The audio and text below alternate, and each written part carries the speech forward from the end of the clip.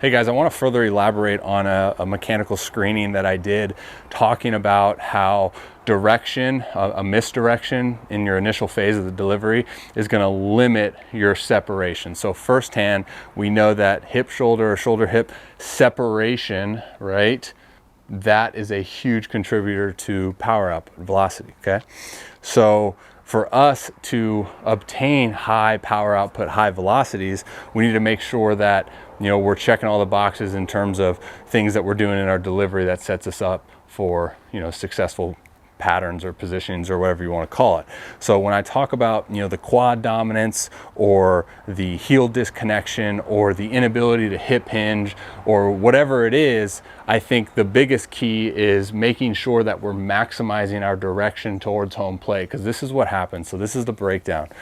So if you get into your leg lift and your initial drive phase, right? So your initial move in the delivery is going to set up the whole entire delivery, because so this is what I believe. The body wants to organize itself. The body wants to be linear. So if you're going this way, right? Quad dominance, heel disconnection, misdirection, your body's going to fight to organize itself. So what you have now is you're going to have a front side that wants to aggressively pull prematurely to kind of catch back up online. And obviously we know that I've talked a lot about glove side fly out or early front leg hip rotation. So again, direction is going to also, with all that being said, direction's also going to limit our separation. Why?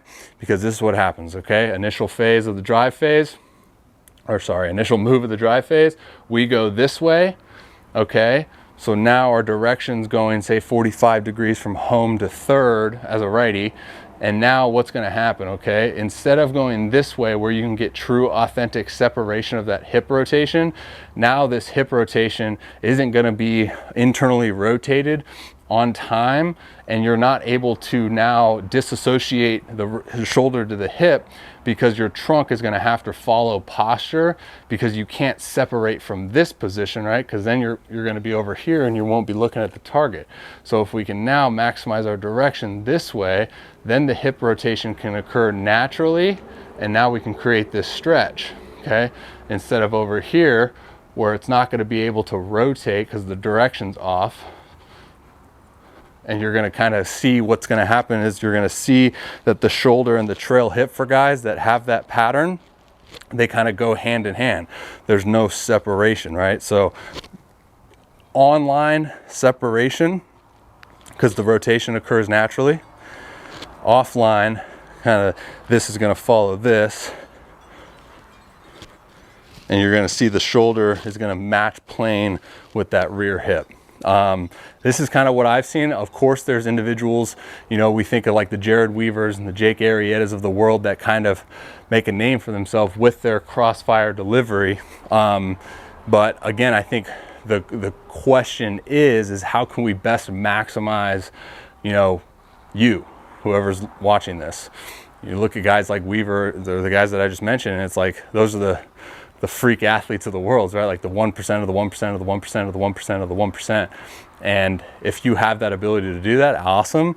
But if you don't have that God-given athletic, talent, then it's about maximizing the moving parts to give us a best opportunity, right? So that's what I wanted to elaborate on as far as the direction thing, making sure that we're trying the best that we can to maximize our direction. Now there's a huge piece to be said about, what is the fine line of, oh, that's a huge misdirection, or if, oh, that's just, his body kind of moving as he knows. And it's always so difficult because there's so many underlying factors that we can take place. But I always say, like, if you're an individual that maybe has a little bit of misdirection but is succeeding at a high level and likes the way you're at, don't reinvent the wheel, man. That might just be who you are, right? We talk about guys just being quad dominant and that works for them.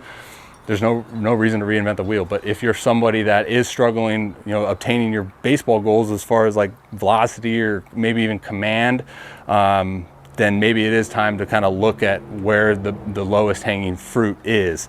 Because again, I think when it comes to throwing, it's about consistency, and if we can be as consistent as possible, we're going to give ourselves the best opportunity.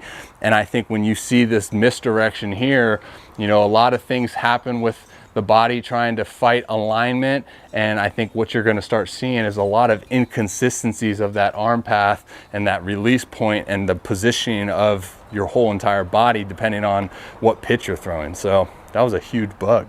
Oh, now it's on my glove. What are those? All right, on that note, I'm out of here. See ya.